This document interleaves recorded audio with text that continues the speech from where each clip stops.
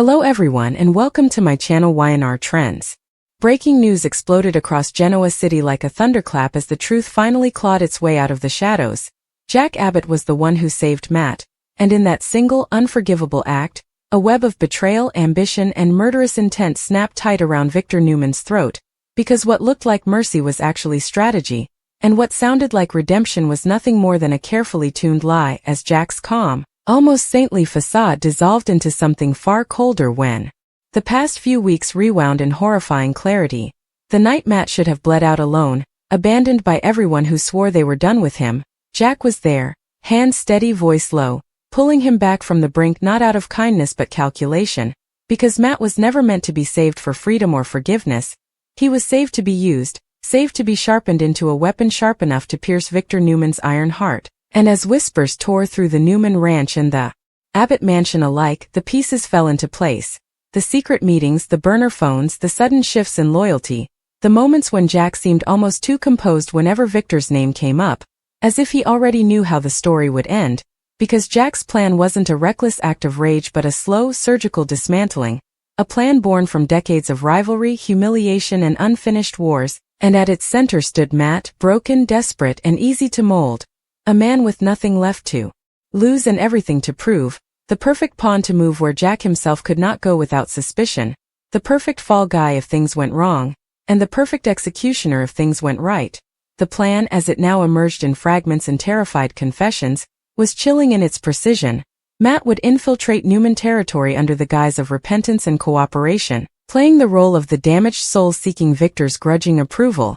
all while feeding Jack every detail of Newman's security protocols, Victor's routines, the subtle cracks in the fortress that only an insider could see, and Jack, in turn, would pull strings from the shadows, leveraging old favors, corporate distractions, and carefully timed crises at Abbott and Newman Enterprises alike to isolate Victor, exhaust him, and make him predictable, because predictability was the one thing Victor Newman could never afford, and Jack knew that better than anyone. The kill itself was never meant to look like murder, not a gunshot, not a blade, not something that would scream Abbott vengeance, but a tragic accident, a medical emergency triggered by stress, a fall facilitated by a conveniently faulty railing, a heart pushed past its limit by betrayal stacking on betrayal until Victor's body would finally give out, and Matt's role was to be there at the moment it mattered, to say the wrong thing, to deliver the final emotional blow that would send Victor's pulse spiraling, while Jack ensured that every camera was conveniently blind, every witness unreliable, every paper trail soaked in plausible deniability, because Jack didn't just want Victor dead, he wanted him erased by circumstance, by fate, by the cruel irony of trusting the wrong man at the wrong time. Yet what makes this revelation truly shocking isn't just the brutality of the plan, it's the intimacy of it, because Jack didn't save Matt once.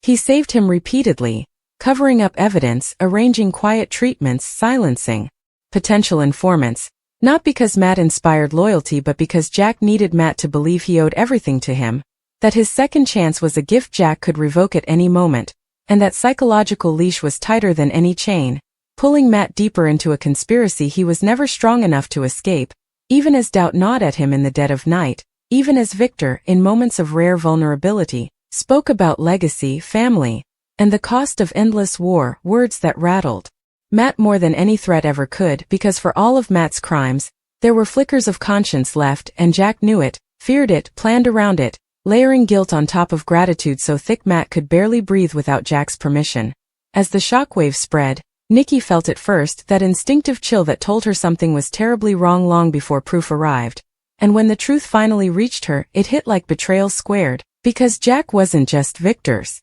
rival, he was a man who had shared tables, deals, even moments of respect, and realizing that Jack had been playing the long game while smiling to their faces felt like discovering a knife hidden in a handshake, while Victoria's fury burned hotter and cleaner, already mapping retaliation even as her heart cracked at the idea that someone had so methodically plotted her father's death, and Nick, torn between rage and grief, saw the echoes of past vendettas repeating, wondering how many more lives would be collateral damage before this war finally ended. Meanwhile, Jack's composure never fully broke, even as accusations mounted, because in his mind this wasn't madness, it was justice delayed, a reckoning decades overdue. Victor had taken from him business, love, dignity, And Jack had decided long ago that the only way to beat Victor Newman was not to outmuscle him but to outweight him, to become patient where Victor was impulsive, subtle where Victor was loud, and ruthless where Victor assumed himself untouchable, and saving Matt was simply the move no one expected, the kindness that hid the knife, the redemption arc that masked a death sentence. Yet the most dangerous twist of all lies in what hasn't fully surfaced yet, because the plan didn't account for one unpredictable variable, Matt himself beginning to crack under the weight of what he'd agreed to do, beginning to question whether killing Victor, directly or indirectly, would actually free him or damn him forever. And that hesitation, that sliver of humanity, could be enough to bring the entire structure crashing down, exposing Jack not as the brilliant architect but as the man who finally went too far. And as Genoa City reels, alliances shatter, and the line between savior and villain dissolves, one truth stands sharper than any blade. Jack Abbott didn't save Matt to give him a future, he saved him to end Victor Newman's, and in doing so, he may have ignited a war that will consume them all because Victor Newman does not fall quietly, and if he survives this, the vengeance that follows will make everything that came before look like a rehearsal, leaving Genoa City trembling on the edge of a catastrophe born not from hatred alone, but from a calculated mercy that turned deadly. The next chapter detonates without warning as the fragile silence left by Jack's exposure shatters into pure chaos, because the moment Genoa City believes it understands the game, the board flips, and the truth becomes even darker, even more unforgivable, when Victor Newman realizes this wasn't just a failed attempt on his life but the opening move in a scorched earth endgame that was still very much alive. And as dawn breaks over the Newman ranch, Victor sits alone, eyes burning with a fury, sharpened by survival, replaying every conversation, every handshake, every moment Jack Abbott looked him in the eye and spoke of peace while quietly sharpening a blade meant for his back. And what terrifies Victor most isn't that Jack wanted him dead. It's that Jack nearly succeeded by understanding him better than anyone ever had, because the plan went deeper than Matt, deeper than staged accidents and medical collapses, reaching into Victor's inner circle, his routines, his habits, even his weaknesses as a father and husband. And as Victor orders a lockdown that turns Newman's security into a fortress of paranoia, names begin to surface, not just accomplices but sympathizers, people who didn't know the whole plan but nudged events just enough to make disaster possible. And suddenly no one is safe, not even family, because betrayal has learned to wear familiar faces. Meanwhile, Matt is unraveling, the weight of what he was supposed to do pressing down until every breath feels stolen. And in a grim, claustrophobic room far from prying eyes, he stares at his shaking hands, realizing Jack never intended for him to survive the aftermath, because dead men tell no tales, and even a living Matt would always be one confession away from destroying everything Jack built. And that realization turns fear into something sharper, defiance, because for the first time Matt understands he was never saved, he was sentenced, and now the only way out is through a truth so explosive it could take Jack Abbott down with him. Jack, sensing the shift, moves fast, slipping back into the role of respected leader, issuing calm statements, denying everything with practiced sincerity. But beneath the surface, desperation seeps in, because Jack knows Victor Newman doesn't forgive, he annihilates, and the longer Victor breathes, the closer Jack comes to losing everything. Jabot, his family, his legacy. And so Jack accelerates the backup plan, the one even Matt never knew about, a corporate coup, designed to destabilize Newman Enterprises so violently that Victor would be forced into public battle, stress piling upon stress until his body betrayed him anyway, because if fate wouldn't kill Victor quietly, Jack would drown him in pressure and let the world watch. As the city trembles, Nikki confronts Jack in a moment thick with history and heartbreak, her voice shaking not with fear but with rage as she demands to know how he could cross a line so absolute. And Jack, for just a heartbeat, lets the mask slip, confessing that he was tired of being second, tired of watching Victor rewrite the rules and walk away unscathed, tired of pretending this war would ever end without blood. And Nikki leaves knowing something Jack may not yet realize, that by trying to destroy Victor, he has become him, adopting the very ruthlessness he once claimed to despise. At the same time, Victoria uncovers evidence that changes everything, proof that the accident meant to kill Victor was only phase one that Jack intended for the fallout to implicate Matt entirely, painting him as a lone wolf driven by obsession, while Jack emerged as the grieving ally who tried and failed to save a troubled man. And that revelation ignites a firestorm, because now the question isn't whether Jack planned to kill Victor, but how many lives he was willing to sacrifice to do it.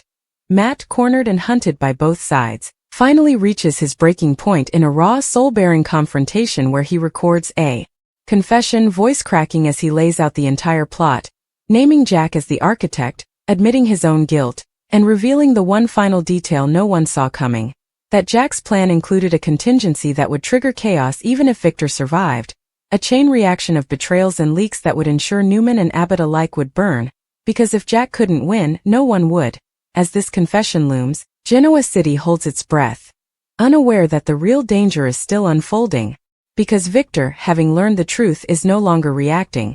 He is hunting, and his retaliation is cold, surgical, and terrifyingly patient, dismantling Jack's allies one by one, exposing secrets, destroying reputations, and making it clear that mercy is no longer on the table, while Jack, watching his empire crack, begins to understand the cost of the path he chose, realizing too late that saving Matt wasn't the beginning of victory, but the spark that lit his own downfall. And as the chapter closes, the city stands on the brink of total war, with Matt's confession seconds away from going public, Victor poised to strike, and Jack Abbott facing the ultimate question, whether he will surrender to stop the destruction he unleashed, or double down and drag Genoa City into darkness with him, because in this war of titans, survival is no longer about power or pride, but about who is willing to lose everything first.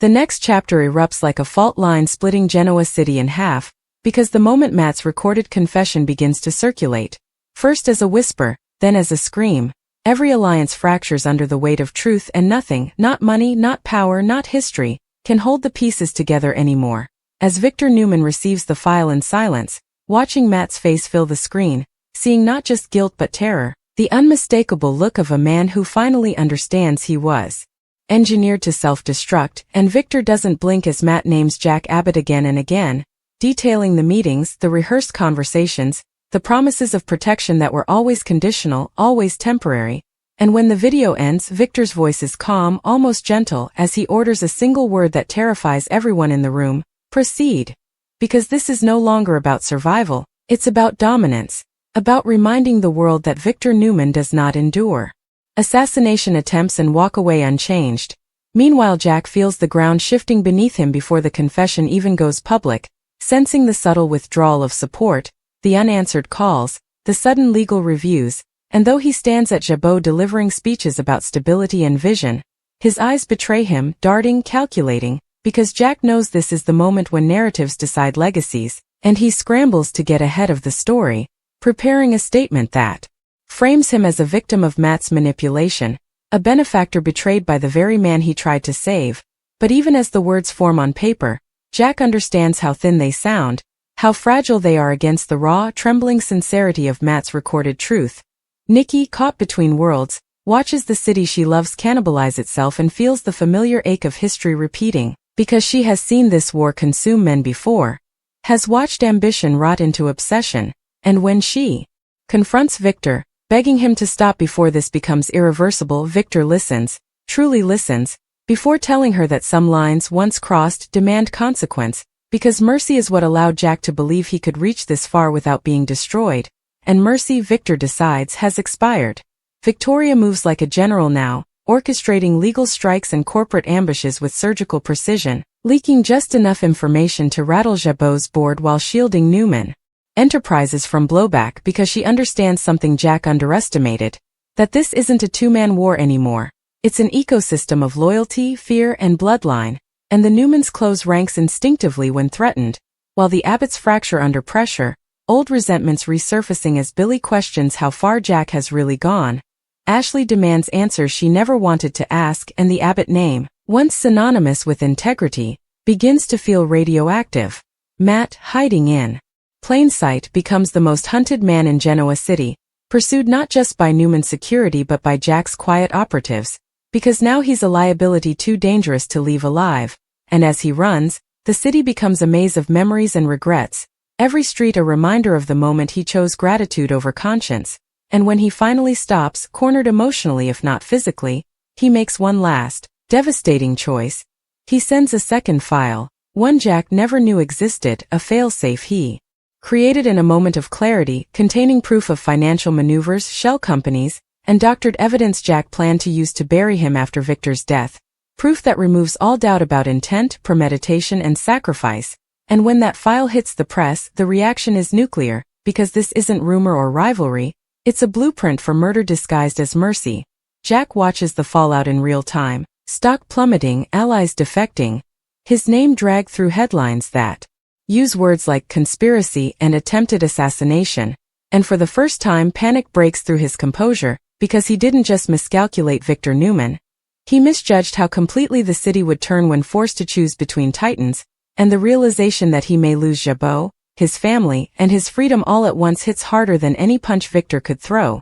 Yet even now Jack doesn't surrender, because surrender would mean admitting that everything he did, the saving of Matt, the plotting, the manipulation was wrong, and Jack Abbott has built his life on the belief that he is justified, that he is the moral counterweight to Victor's brutality, and so he doubles down, authorizing a final maneuver designed to cripple Newman Enterprises beyond recovery, convinced that if Victor falls with him, history will blur the lines enough to spare his legacy. Victor, however, is already steps ahead, having anticipated Jack's desperation, and when the counterstrike comes, it's devastating. Not loud, not flashy, but absolute as regulators swarm, indictments loom, and Jack's last lifelines evaporate overnight, leaving him isolated in a way he hasn't felt since the earliest days of his rivalry with Victor. And in that isolation, a truth finally surfaces that Jack can no longer outrun, that he didn't save Matt because he needed a weapon. He saved him because he saw himself in Matt's desperation, his hunger to matter, and instead of breaking the cycle, Jack fed it, weaponized it, and called it strategy.